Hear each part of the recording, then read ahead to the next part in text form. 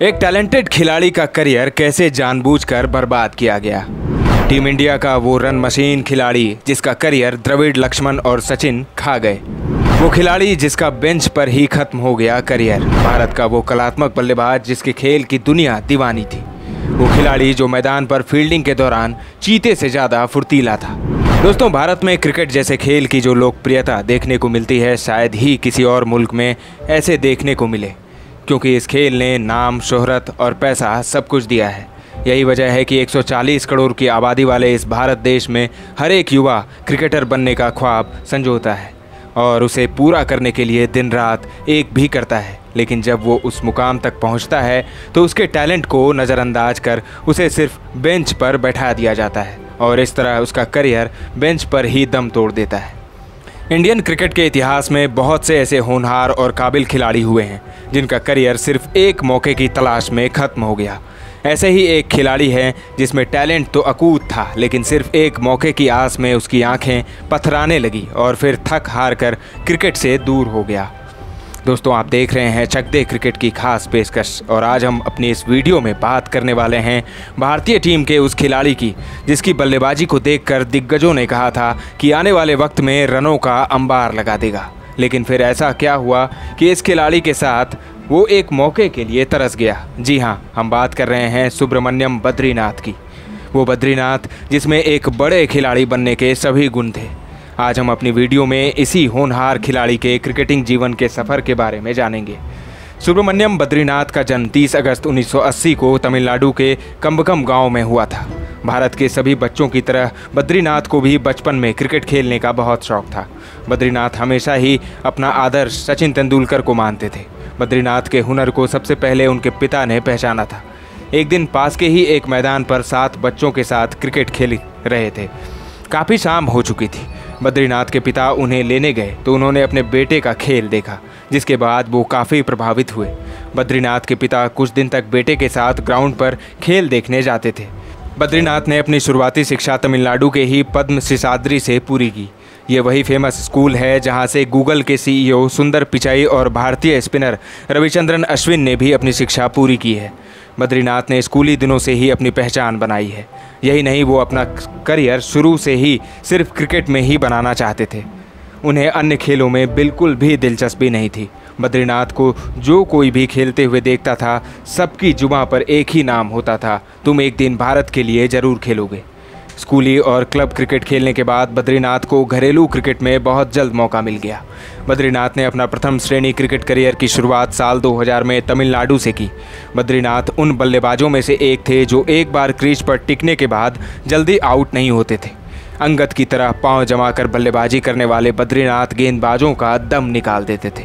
उनकी बल्लेबाजी में वो अद्भुत कला थी जो बहुत कम खिलाड़ियों में नजर आती थी। बद्रीनाथ अभी एक अनजान चेहरा थे। वो सुर्खियों में तब आए जब 2004 में दलीप ट्रॉफी में दक्षिण जोन की तरफ से Michael Lamb, Kevin Pietersen, Matt Prior, Simon Jones जैसे दिग्गज से सजी टीम के आगे 501 रनों का पहाड़ जैसा स्कोर चेज किया था। इस मैच में बद्रीनाथ ने शतक तो बनाया ही, साथ ही वेणुगोपाल के साथ मिलकर टीम को जिताया भी।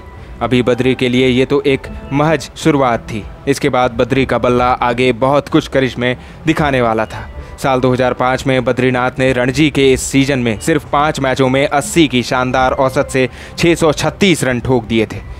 उनके इस शानदार प्रदर्शन को देखते हुए बद्रीनाथ को तमिलनाडु टीम का कप्तान बना दिया गया। यह जाबाज खिलाड़ी के तकनीक से तो भरा ही था, साथ ही उसके पास बहुत से ऐसे शॉट थे जो बहुत कम बल्लेबाजों में देखने को मिलते हैं। तमिलनाडु की टीम जब भी मुसीबत में आती, बद्रीनाथ संकट मोचक बनकर आते और टीम की नैया को पार लगा जाते। बद्री एक बार क्रीज पर पांव जमा लेते तो उसे उखाड़ने में विरोधी टीम के गेंदबाजों का दम निकल जाता था।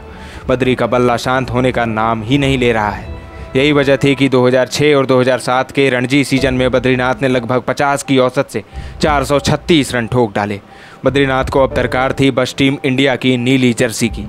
इस खिलाड़ी का प्रदर्शन ऐसा था कि बल्ले के अलावा फील्डिंग में भी ज़बरदस्त जौहर दिखाया। छरहरा बदन, दुबला पतला और फुर्तीला खिलाड़ी जब मैदान पर फील्डिंग करता तो चीते के माफिक गेंद पर झपटता था।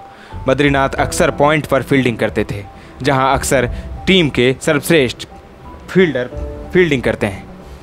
बद्रीनाथ के शानदार प्रदर्शन को देखते हुए उन्हें इंडिया ए टीम में जगह मिली, जहां उन्होंने केनिया, दक्षिण अफ्रीका और जिम्बाब्वे के खिलाफ खूब रन बनाए। बद्रीनाथ के प्रदर्शन की गूंज नेशनल टीम के चयनकर्ताओं तक पहुंच चुकी थी। यही वजह थी कि उन्हें ऑस्ट्रेलिया के खिलाफ होने वाले अंतिम वनडे मैच के लिए टीम में शामिल कर लिया गया, लेकिन उन्हें मौका नहीं मिला।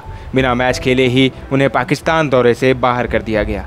इसके बावजूद बद्रीनाथ ने हार नहीं मानी और उन्होंने घरेलू क्रिकेट खेलना जारी रखा। यहां उन्होंने 53 की औसत से 665 रन ठोककर एक बार फिर अपनी दावेदारी पेश कर दी।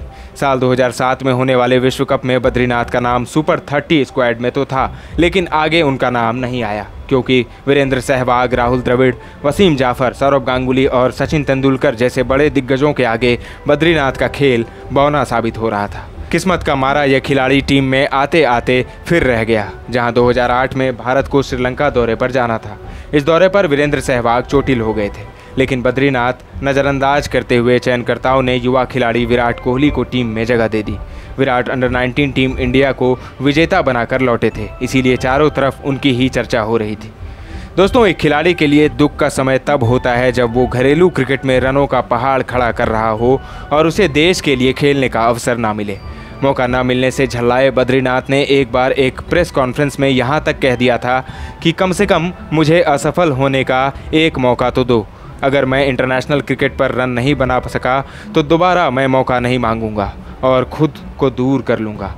कुछ समय बाद जब उसी दौरे पर सचिन तेंदुलकर को कोहनी में चोट लगी तो सेलेक्टरों ने ना चाहते हुए बद्रीनाथ को मौका दिया और इस तरह साल 2008 में श्रीलंका के दाबुला में बद्रीनाथ ने पदार्पण किया, लेकिन उस मैच में उन्हें 7 नंबर पर भेजा गया। मुश्किल समय में 143 रनों का पीछा करते हुए भारत ने सिर्फ 75 रन पर 5 विकेट गंवा दिए थे। तब क्रीज पर आए बद्रीनाथ ने बहुत ही सूझबूझ से खेल दिखाया और अपने खाते में 27 रन जोड़े। इसके बाद भारत ये मुकाबला 27 रनों से जीत गया। बद्रीनाथ के धैर्य और तकनीक से हर कोई प्रभावित हुआ। इसके बाद बद्री को 2 और मुकाबले खेलने को मिले, लेकिन फिर उन्हें बिना किसी वजह से टीम से बाहर कर दिया गया। इसी साल 2008 में IPL की शुरुआत हुई, जहां बद्रीनाथ को चेन्नई सुपर किंग्स ने अपनी टीम में शामिल कर लिया। बद्रीनाथ के खेल से हर कोई वाकिफ था।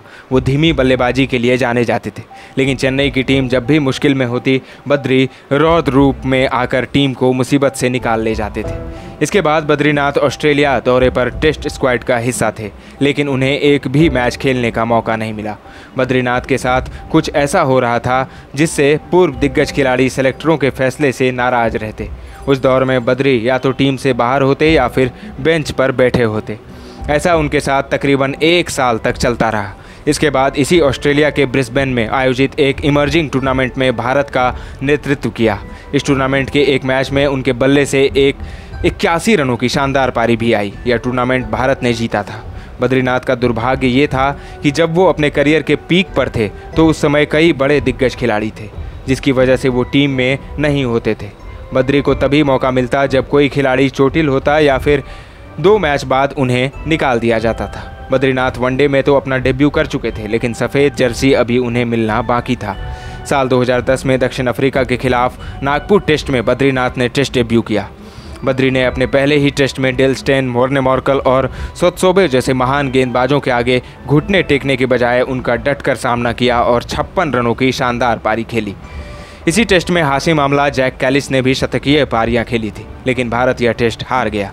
इसके बाद बद्रीनाथ को एक और टेस्ट में खेलने का मौका मिला, जहां उन्होंने सिर्फ 1 रन बनाया। बाद में फिर बद्रीनाथ को टीम से बाहर कर दिया गया, लेकिन बद्रीनाथ ने फिर हार नहीं मानी और उन्होंने IPL में खुद को साबित कर रनों का अंबार लगा दिया, जिसके बाद उनका चयन 2011 में वेस्टइंडीज़ दौरे के लिए हो गया। इस दौरे पर कई बड़े नामों को आराम दिया गया था। एक T20 मैच में भारत की लड़खड़ाती पारी को संभालते हुए बद्रीनाथ ने 43 रनों की शानदार पारी खेली और मैन ऑफ द मैच का खिताब अपने नाम किया। इसके बाद 3 ODI मैचों में बद्रीनाथ का बल्ला पूरी तरह खामोश रहा, जिसके चलते उन्हें टेस्ट टीम में भी नहीं चुना गया। हालांकि 2012 में VVS लक्ष्मण की जगह उनका चयन तो हुआ, लेकिन न्यूजीलैंड सीरीज के बाद उन्हें इंग्लैंड सीरीज पर नहीं चुना गया। यहाँ से बद्रीनाथ कभी इंटरनेशनल क्रिकेट पर वापसी नहीं कर पाए, लेकिन इस दौरान वो चेन्नई की तरफ से IPL खेलते रहे। बढ़ती उम्र के साथ उनके बल्ले से धार भी कमज़ोर होने लगा। साल 2013 में IPL में अच्छा प्रदर्शन करने के बावजूद बद्रीनाथ को 2014 IPL में अनसोल्ड रहना पड़ा, लेकिन अगले साल 2015 में रॉयल चैलेंजर्स बेंगलुरु ने उन्हें खरीदा और टीम में शामिल किया। लेकिन बद्रीनाथ की किस्मत खराब रही कि उन्हें एक भी मैच में खेलने का मौका नहीं मिला और पूरा सीजन बेंच पर बैठे रहे। बद्रीनाथ ने वापसी का मन बनाते हुए घरेलू क्रिकेट का रुख किया तो तमिलनाडु ने भी उन्हें नकार दिया। ऐसे में फिर उन्होंने विदर्भ से खेलने का मन बनाया और फिर 2 साल बाद हैदराबाद टीम ने बद्रीनाथ को रणजी का कप्तान बना दिया। हैदराबाद की ओर से खेलते हुए छत्तीसगढ़ के खिलाफ शानदार 134 रन बना डाले। एक पल ऐसा लगा कि बद्रीनाथ के बल्ले की धार वापस आ गई, लेकिन आगे के मैचों में उनका बल्ला फिर खामोश हो गया और इसी खामोशी के साथ बद्रीनाथ ने साल 2018 में क्रिकेट के सभी फॉर्मेट को अलविदा कह दिया। बद्रीनाथ ने संन्यास के बाद कहा था कि वो अब थक चुके हैं। मुझे पता है कि वापसी का कोई मतलब नहीं रहेगा क्योंकि टीम में कंपटीशन बहुत ज़्यादा हो गया है। बद्रीनाथ अब तमिल भाषा में स्टार स्पोर्ट्स में कमेंट्री करते हैं। दोस्तों, एस बद्रीनाथ के क्रिकेट करियर को देखें तो उन्होंने सिर्फ 2 टेस्ट मैच खेले जिसमें उन्होंने 21 के साधारण औसत से 63 रन बनाए। तो वहीं बद्रीनाथ ने 7 वनडे मैचों में 79 रन बनाए और एकमात्र T20 मैच खेला जिसमें 43 रन बनाए। बद्रीनाथ के घरेलू क्रिकेट पर नज़र डालें तो काफ़ी शानदार करियर रहा है। बद्रीनाथ ने 145 फर्स्ट क्लास मैचों में 10,245 रन बनाए। इसके अलावा लिस्ट ए के 144 मैचों में 4,165 रन। बद्रीनाथ का IPL करियर ठीक ठाक रहा। बद्रीनाथ ने IPL की शुरुआत CSK से की, फिर रॉयल चैलेंजर्स बेंगलुरु का हिस्सा रहे। बद्रीनाथ ने IPL में कुल 95 मैचों की 65 पारियों में 1,441 रन बनाए, जहां 11 अर्धशतक इनके नाम हैं।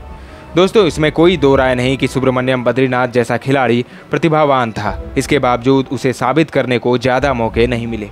आपकी नज़र में क्या ये बद्रीनाथ के साथ गलत नहीं हुआ? आप हमें अपनी राय वीडियो में कमेंट करके बता सकते हैं। ऐसे ही इंटरेस्टिंग वीडियो और खबरों के लिए बने रहें हमारे साथ। अगले अंक में मिलेंगे एक और खिलाड़ी के साथ, एक और स्टोरी के साथ। अभी दीजिए इजाज़त। धन्यवाद।